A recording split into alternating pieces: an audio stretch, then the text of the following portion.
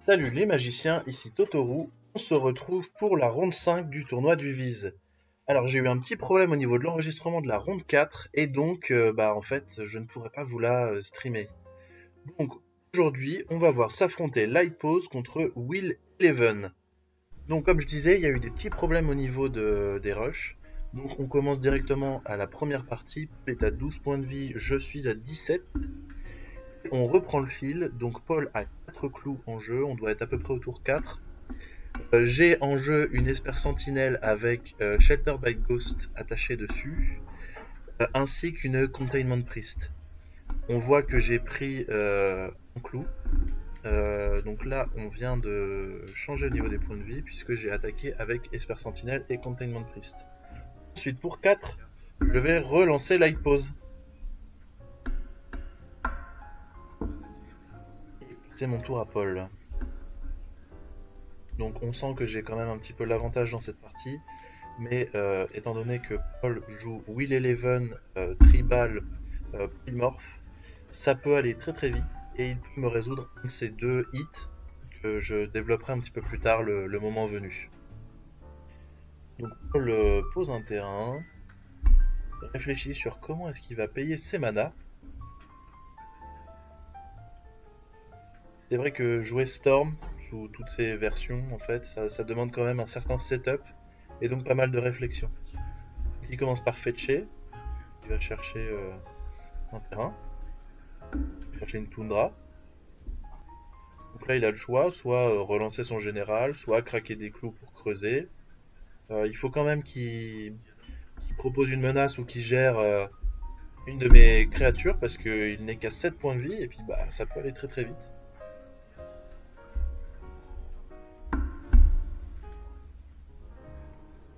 Donc il paye 3, lance un Seizing Song, il ajoute 5 mana rouges dans sa réserve. Donc là, peut-être qu'il essaye de partir en combo et qu'il est en train de faire un setup. On va voir ça. Il rajoute un mana. On va voir ce qu'il va lancer. Il rajoute un mana bleu pour faire Solve the Equation. Donc il peut aller chercher un éphémère ou un rituel dans sa bibliothèque et la mettre dans sa main. Alors qu'est-ce qu'il va aller chercher? Il met une carte de côté pour le moment. Ah, il va chercher un Toxic Déluge qu'il va lancer en rajoutant un mana noir, payant un certain nombre de points de vie. Étant donné qu'il est à 7, que je peux potentiellement avec mon mana up poser une aura qui va donner plus 0, plus 2 en endurance. Il se dit, bon, je me garde que 1 point de vie, ensuite j'essaye de partir en combo. Pour le coup, c'était le bon choix parce qu'il me semble que j'avais dans ma main quelque chose pour rajouter un petit peu d'endurance qui aurait pu venir arnaquer la partie. Donc en dessous de mon Shelter by Ghost, il y avait Haste of the Stashed Skeleton. Donc une sorte de DT sur un enchantement avec une 2-1 qui est God dessus. C'est pas exactement God, c'est suspecté. Voilà. Donc ça fait qu'il récupère son petit squeletton qui ne peut pas bloquer. Moi je reprends mon tour et je lance un Illuminator Virtuoso. Donc ça c'est une carte qui va pouvoir venir clore la partie. Surtout si Paul n'a pas de bloquant, parce que pour rappel, quand une créature est suspectée, elle a la menace, mais elle ne peut pas bloquer. Donc il va falloir creuser, voir s'il sacrifie ses clous ou s'il essaye de partir en combo. Il peut éventuellement lancer son général. Pour 2, il va proposer un Merchant Scroll, donc du coup il peut chercher un éphémère bleu qu'il va mettre dans sa main. Il va chercher Prismatic Command, donc à partir du bleu il va rajouter du rouge, pour essayer de détruire en fait mon Illuminator Virtuoso, sinon il va perdre cette partie. En plus c'est bien, il lui reste tout pile 3 mana. Phase d'attaque pour 2. Pour 3. Tente, Prismatic Command. Sauf que je vais tomber dans mon piège Yugi, j'avais une Mana Tice, donc du coup je lui contre son anti-bet, sa gestion, et je remporte cette première partie. Bon, c'est dommage du coup qu'il manque une partie des rushs, il y avait des séquences qui étaient assez intéressantes de mémoire. On garde tous les deux une main à 7. Paul land fetch, moi je fais terrain Krelv. Ah, c'est vraiment pas mal comme sortie. Krelv, c'est dommage parce qu'il se protège pas lui-même, mais par contre, il permet de donner Hexproof contre le blanc. Donc si jamais Paul a un Swordsoup Plowshares ou une gestion blanche, je pourrais m'en prémunir. Fetch dans un Xander's Lodge. À son tour, land une Toundra, joue son général. Là j'ai le choix, est-ce que je prends un jeton indice ou pas? Je décline parce que je n'ai pas le mana pour le sacrifier. Général, bon alors c'était plutôt valable quand il y avait Will Lucalurus. On prend le jeton sur Will exclusivement quand on a le mana pour le craquer soit dans le tour, soit qu'on cherche à récupérer plus de cartes. On sait que la partie va vraiment durer. Donc du coup entre les deux j'ai joué un grand Abolisher qui me permet de faire mon petit effet de TFA3 moi en mono blanc. Ça va être vraiment pas mal parce que du coup j'aurai pas peur des interactions pendant mon tour. En plus, ce grand Abolisher il va être protégé par Skrelv. Idée, bouille. Là il va prendre la carte de son choix et la mettre à main. Voyons voir si on peut essayer d'observer la carte qu'il va mettre dans sa main. Pendant mon tour je pose un terrain.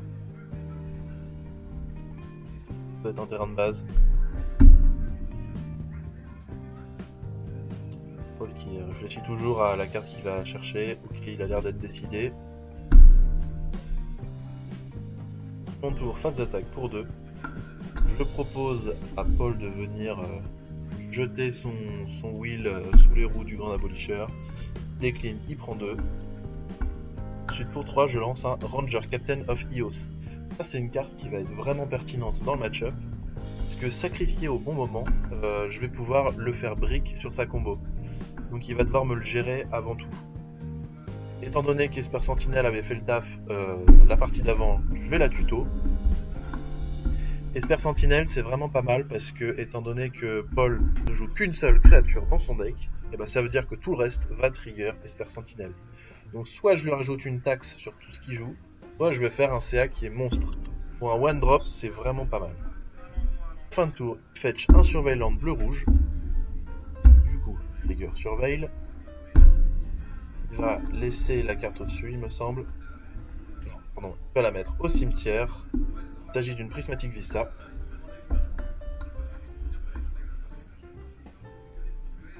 Paul prend son tour. Land une plaine de base. Des très jolis terrains ceux-là. Le terrain qu'il a posé, c'est les terrains de Bloomborough avec la petite souris. Ah, bon, ça c'est un peu moins fun. Il lance un Reality Scramble. Alors Reality Scramble, c'est extrêmement embêtant parce que ça a la capacité Retrace. Donc ça veut dire qu'en fait, il va pouvoir mélanger ses artefacts, révéler les cartes du dessus jusqu'à révéler un artefact, le mettre en jeu. Donc il va nous révéler un Portal to Phyrexia. Et alors ça me fait exploser en plein vol. Quand il arrive en jeu, ça me fait sacrifier 3 créatures. Et au début de son entretien à lui, il va pouvoir réanimer une des créatures sur son champ de bataille. En réponse, par principe, je sacrifie quand même mon Ranger Captain pour l'empêcher de lancer d'autres sorts. Maintenant, étant donné qu'il est full tap, c'est pas si pertinent, mais bon, c'est toujours ça de prix. Donc là, je vais prendre mon tour, mais en fait, je sais pertinemment que tout terrain dans sa main, ainsi que 4 mana, ça va faire un coup de Reality Scramble. Donc c'est vraiment embêtant. Pour essayer de reconstituer du board et le forcer à cracher des cartes de sa main, je lance un Monastery Mentor. Je lance aussi une aura à 1, qui donne protection contre le noir et le rouge, et qui va me permettre de faire trigger de prouesse et de créer une 1-1 prouesse. Je me dis, je reprends le board, je vais essayer de gratter un maximum de points. On verra là où ça m'emmène, ça se trouve il a pas son terrain, je le force à bouger en fait. Parce que si jamais il fait Reality Scramble tout le tour, ça lui mange quand même ses 4 mana, et donc il peut pas faire grand chose d'autre. Il pose donc un terrain. Et il va défausser un terrain pour Reality Scramble. Donc en fait, étant donné qu'il n'a qu'un seul artefact dans son jeu, il le remélange. Bon, on fait un petit shortcut. Il va me révéler tout son deck, retomber sur le portal et remélanger son deck. Donc rebelote, sacrifice de toutes mes créatures. C'est reparti pour un tour. Il m'attaque pour 1. Et là, c'est le tour. Donc effectivement, il a fait un petit misplay, il a mistrigger sa capacité du portail au début de son tour. Ensuite, je lance Esper Sentinelle. Même dynamique, j'essaye de le forcer à agir. Fin de tour, il caste un Brainstorm. Non, réponse plutôt, parce que sinon il aurait dû payer la taxe. Donc, réponse à l'Esper Sentinelle, il joue Brainstorm. Il réarrange sa main. Avec un peu de chance, il posera un fetch pour shuffle tout ça. Là, il va remonter Ranger Captain. Non, il hésite avec Ranger Captain. Ça aurait pu être pas mal d'avoir Ranger Captain parce qu'il aurait pu remélanger les cartes du dessus de sa bibliothèque. Il remonte Monastery Mentor, sauf que toujours à l'entretien, moi je vais Swarf to Plowshares le Mentor parce que je sais que dans un deck qui ne joue que des sorts non créatures, ça peut swarmer très très vite. Donc je fais en sorte de l'exiler et de le détruire, parce que comme ça il ne pourra même pas la remonter depuis mon cimetière.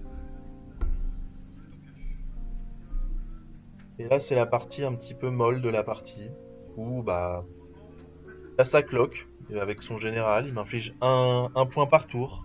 Moi j'essaye de me débattre comme je peux pour gérer les créatures qu'il va ranimer de mon cimetière. Puis, il va quand même vérifier les cartes que j'ai en main, donc avec une duresse. Il va me défausser Favorable Destiny qui donne l'inseuil tant que je contrôle une autre bête, et plus 1 plus 2 tant que la créature est blanche. C'était pas si pertinent dans le spot cette aura, mais bon, c'est toujours 7 prix pour lui, et puis du coup je me retrouve sans carte en main. Donc il a bien payé la taxe de l'Esper Sentinelle. Je prends mon tour. On est reparti. Phase d'attaque. On gratte comme on peut. Je n'ai pas encore lancé Light Pause, donc je vais payer 2. Je paye 3. 2. Non. 3. Ah là, on a une intervention divine du judge. Il nous rappelle qu'on n'a pas bien noté les points de vie. Sachant qu'on était en win and in, moi je savais pertinemment qu'en fait j'étais en 3-0, en 3-1, et que je gagne ou que je perde, je serais passé en top 8. Donc en fait la game elle était plutôt à enjeu pour Paul. Pour faire du contenu pour cette chaîne, j'ai décidé de la jouer. Donc j'avais pas vraiment d'enjeu sur cette partie, c'est plutôt à Paul de se donner et de me montrer un petit peu qu'il mérite sa place en top 8. Donc là il a fait un play tempo, il m'a reprive Light Pause, que j'ai relancé dans la foulée. Il a bien payé 3 pour payer la taxe. Ensuite, il va défausser une carte pour refaire un coup de moulinette avec son portal to Phyrexia. On va faire sacrifier mes 2 bêtes. Je vois qu'il n'a pas payé le 1 de Esper Sentinelle, c'est peut-être un oubli de ma part.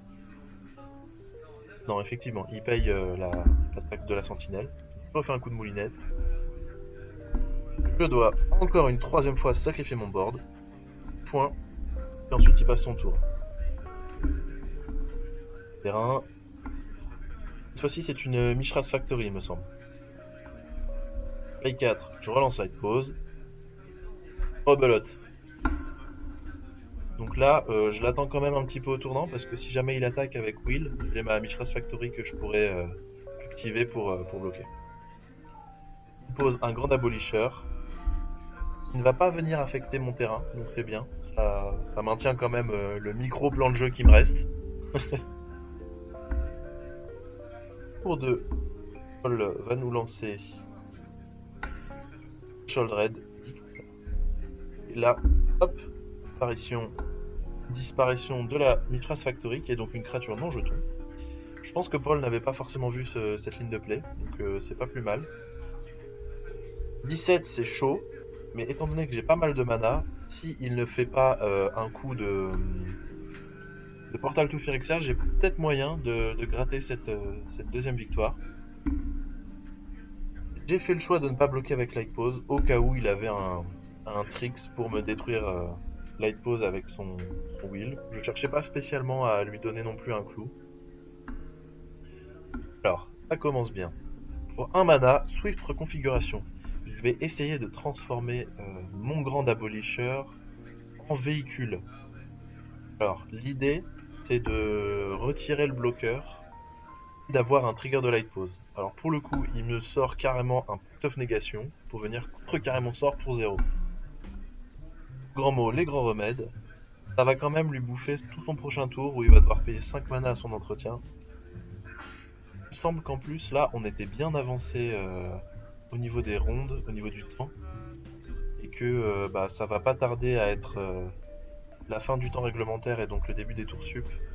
Donc il faut qu'il accélère quand même s'il veut remporter les 2 prochaines parties.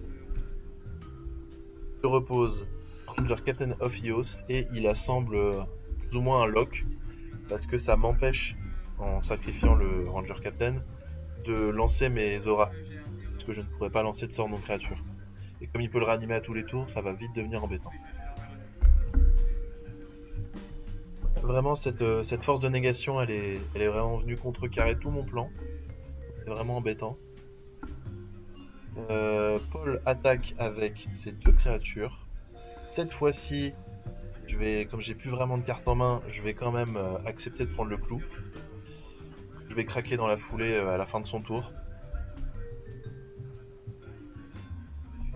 Tour 2, craque le clou, je pioche. Et j'essaye de trouver des solutions parce que je joue quelques effets qui vont venir détruire les artefacts et les enchantements.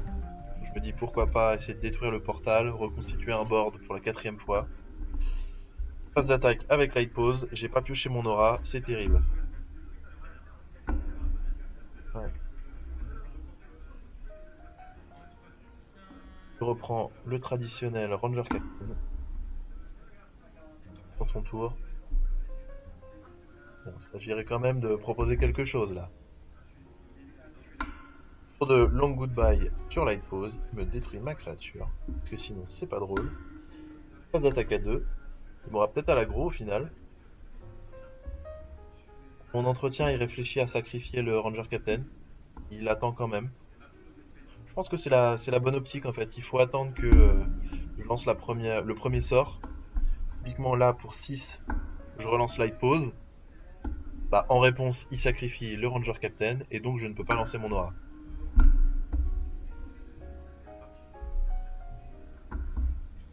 Là, il m'attendait tournant avec une Prismari commande pour venir détruire Light Pause. C'était déjà dur, là ça devient quasiment remontable. On sent que bah, je me donne, je fais ce que je peux, mais bon bah ça suffit pas devant cette lock avec du portail to Phyrexia. Donc j'en ai vu assez. Je sais que j'ai pas vraiment d'out, donc je cède la partie à Paul. Et je vais commencer la 3, donc essayer de partir assez rapidement pour gagner ce BO.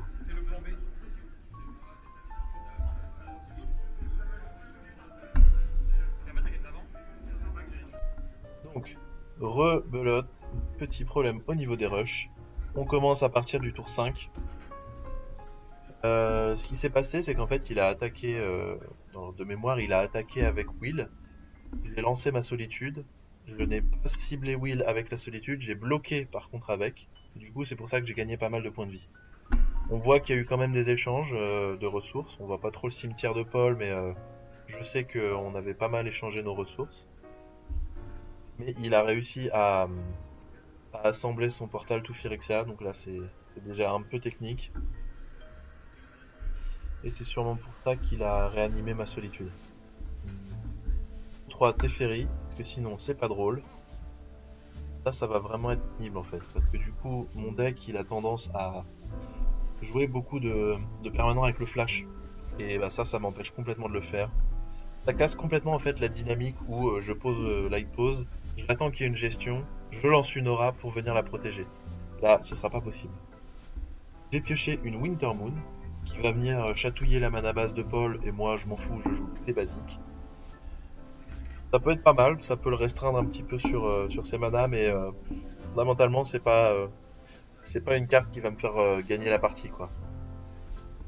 Il faut que je continue de proposer des plays développants et menaçants. Donc là ça va plutôt être un play défensif. Donc, je vais jouer une Dog Umbra version pacifisme sur ma propre créature pour l'empêcher d'attaquer et de bloquer.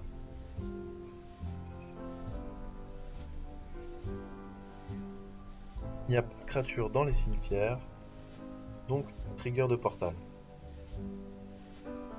Paul vérifie quand même un petit peu quelle est la fonction de cette carte.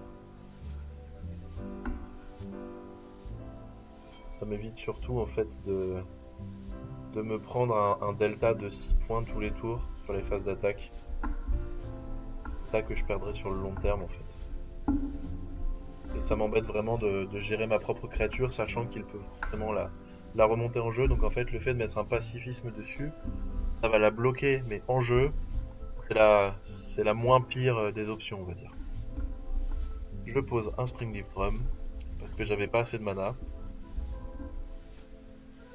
Figure de portail. Il étape qu'un seul de ces deux terrains non base.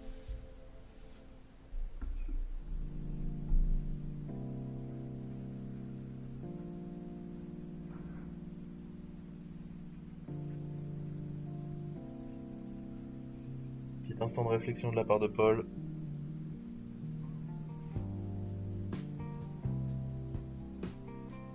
Plus un 2 Ferry, donc il peut lancer ses rituels en éphémère. Je prends mon tour. Est-ce que je vais réussir à proposer du board? Bon, encore Esper Sentinelle, mais en même temps c'est tellement une bonne carte dans le match-up. Ça fait plaisir de l'avoir. Ça va venir contrebalancer le fait que je ne peux pas lancer de sort en éphémère. Je vais pouvoir piocher pas mal de cartes. Ou du moins essayer. Pour 1, je vais venir attacher Sentinel's Eyes que je relance depuis le cimetière pour sa capacité d'escape. Pour forcer Paul en fait à devoir payer 2 mana. Donc en fait je vais venir quand même taxer sa mana base. Soit tu payes 2 et tu ne pourras en dégager qu'un seul si c'est des terrains non base, soit tu me fais piocher. Mais c'était sans compter une gestion, donc Oost, qu'il a le droit de lancer en éphémère grâce à la capacité de Teferi. Il ne paye pas les 2, puisqu'il a envie de dégager ses terrains. Je pioche une carte, et je mets mon Esper Sentinelle en dessous de ma première carte. Je gagne 3 points de vie quand même dans l'équation. C'est pas foufou, mais c'est toujours ça. Après, étant donné que je sais que soit il tue au dégâts de gratte, soit il part en storm, le fait d'avoir une solide assise à 30 points de vie, c'est quand même pas mal. Là, on rentre dans le premier tour additionnel, donc il va falloir quand même accélérer les choses. Moi, j'ai 2 tours pour ne pas perdre, et Paul a 3 tours pour essayer de gagner.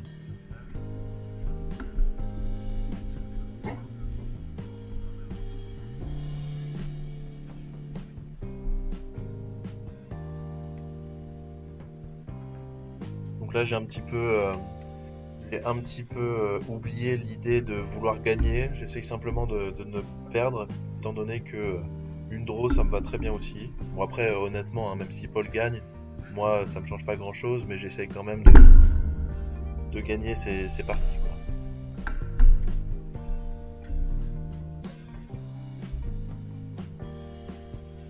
Pose fetch. Il active Teferi. Son tour. Il ne lui reste plus que 2 tours pour partir en combo. Après, étant donné qu'il joue Storm, un tour peut être largement suffisant.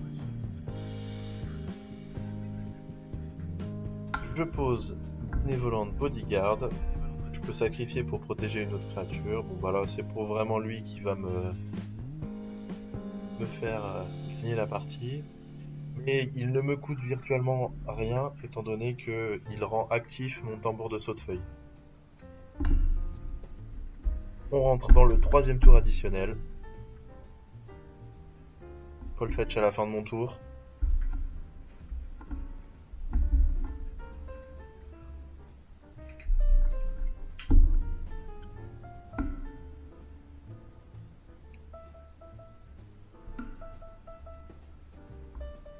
Va chercher un plateau.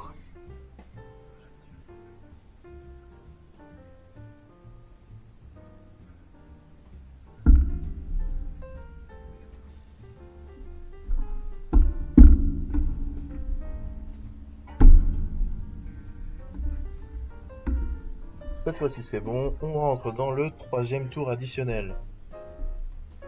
Alors, est-ce que ce sera le tour fatidique où il va partir en combo? Ça, c'est à lui de nous le dire. Il pose un Raveland blanc-noir dégagé, il prend 2 points. Ça veut dire qu'il a besoin de mana. putain de F. Moins 3 peut-être. Non, plus 1. Je prends mon dernier tour de cette partie. Je repioche mon Esper Sentinelle.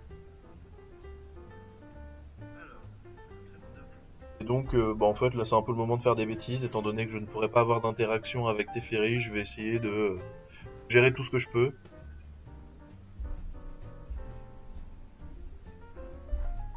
En fait, j'ai une March of Otherworldly Lights en main. Et je me dis, bon, qu'est-ce que je peux faire qui va l'embêter? March, ça touche pas les walkers. Il a un gros artefact à 9. J'ai fait les maths. Si je pitch 2 cartes blanches de ma main, je peux atteindre les 9. Bon bah c'est parti, on y va. Du coup, je paye le mana blanc. Je paye 1, 2, 3 mana blanc, 4 mana blanc. J'engage ma créature, ça fait 5. Et 2 cartes, 6, 7, 8, 9. C'est bon. Bon, maintenant que j'essaye d'exiler son artefact qui au final fera pas grand chose, j'attends de voir s'il bouge.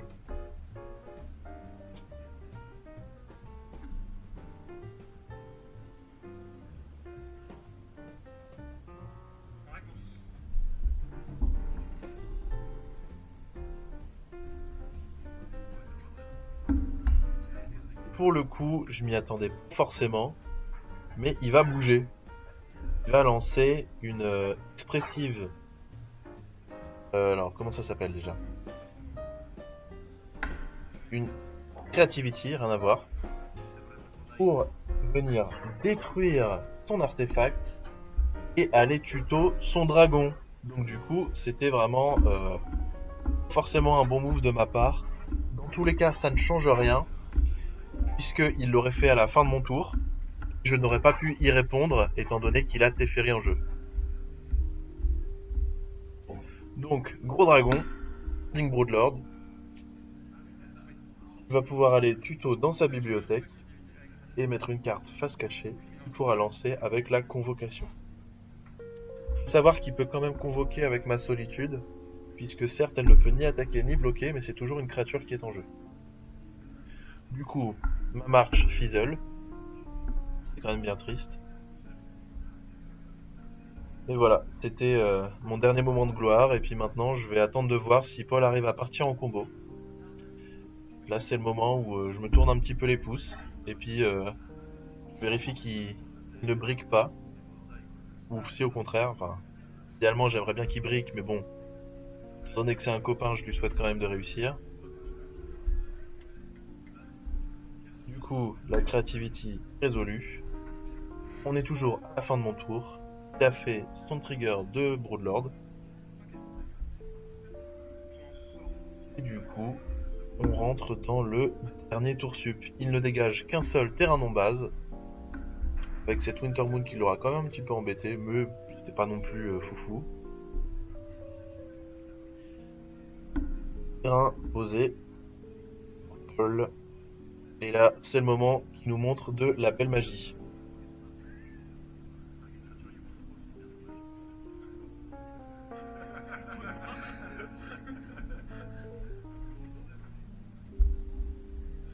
Du coup, c'est parti. Mana, messe noire. Il ajoute 3 mana noirs. Voyons voir ce qu'il va faire avec ces 3 mana noirs. Dans tous les cas, en fait, c'est do or die. C'est soit il réussit à partir en combo, soit on fait une draw. Et si on fait une draw, lui, il passe pas en top 8. Il finit 9ème ou 10ème, il me semble. Donc, il y va. Doucement mais sûrement. Il convoque avec son dragon pour lancer un Saw in Half sur le dragon, le classique de Sticky Fingers. Donc il va découper son dragon en deux. Ils vont être deux jetons copies, peut-être 3. Il a donc deux triggers, deux tutos de cartes, qu'il pourra lancer avec la convocation. Et à partir de là, il va pouvoir aller chercher un enchaînement de cartes qui vont lui permettre d'assembler un storm suffisant pour venir me tuer à Tendrils, Agonie. Cependant, il faut quand même qu'il réussisse à proposer un storm à 15 étant donné que je suis à 30 points de vie. 15, c'est pas la porte d'à côté. Il y a quand même un certain chemin à accomplir avant d'y arriver. Donc il a trouvé ces deux cartes. Ce sera probablement Sacrifice ou Burnt Offering pour ajouter un max de mana. C'est ça, Burnt Offering. Donc il va sacrifier son jeton. Étant donné que le jeton est une copie conforme de la carte, il va remplir toutes les conditions qui existent sur le dragon. Donc sa valeur de mana de 8. Et du coup, juste en engageant son dragon pour convoquer le mana noir, bah, il va ajouter 8 mana. Donc une répartition de mana entre du mana noir et du mana rouge. Il me semble qu'il prend 7 mana noirs et 1 mana rouge. Ensuite, il convoque, paye 2, lance un Shallow Graves. Il va permettre de renvoyer le dragon depuis le cimetière directement en jeu, de lui donner la célérité, et à la fin du tour, s'il est toujours en jeu, eh bien il devra être exilé.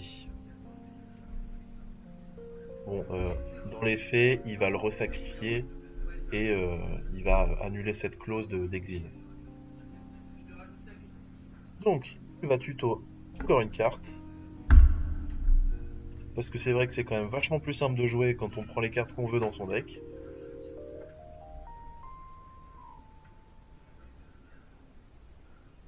Il y a un petit peu un mood de Hearthstone.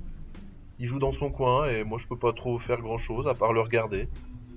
Éventuellement l'aider à compter son storm, mais étant donné que bah, c'est à lui d'être responsable de ses triggers, je le fais pas. Mais je veille au grain pour être sûr qu'il y arrive. C'est important quand même de laisser l'adversaire bah, me démontrer en fait qu'il a le kill. Ça sert à rien de concéder tout de suite. Que je ne suis en l'état, je suis pas du tout certain qu'il ait le kill. Bon, là, il commence à me révéler Underworld Breach. Là, l'étau se resserre. Il va pouvoir relancer les cartes de son cimetière, faire une flopée de mana.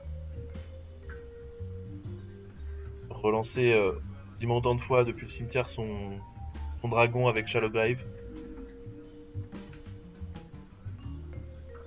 Ce qu'il peut faire aussi, c'est étant donné que Shallow Grave ça donne la célérité, il peut rentrer 7 points avec le dragon. Et donc réduire son storm de 4 3 pour le passer de 15 à 12.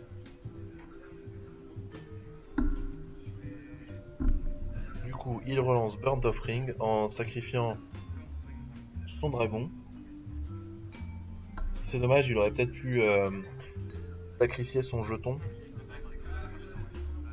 étant donné qu'il est engagé, et venir attaquer pour gratter justement les 7 points qui auraient pu l'aider à aller au bout. Bon, après, je pense qu'il y a une multitude de piles qui permettent d'arriver au bout là, à partir de là. C'est reparti, on s'amuse. Shallow Grave pour la 20e fois, à peu près.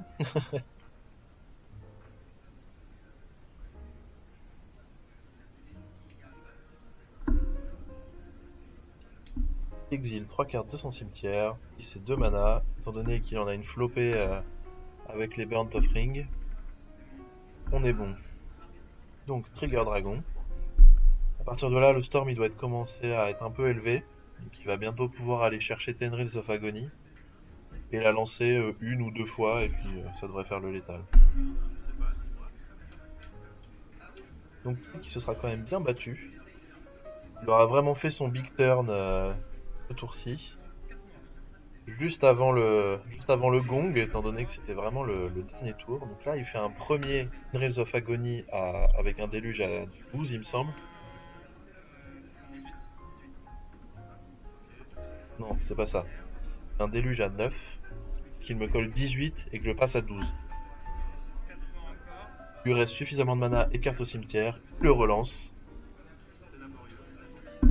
Du coup, il passe à 35 et moi à 0. Bien joué à Paul qui sécurise sa place dans le top 8. Place bien méritée.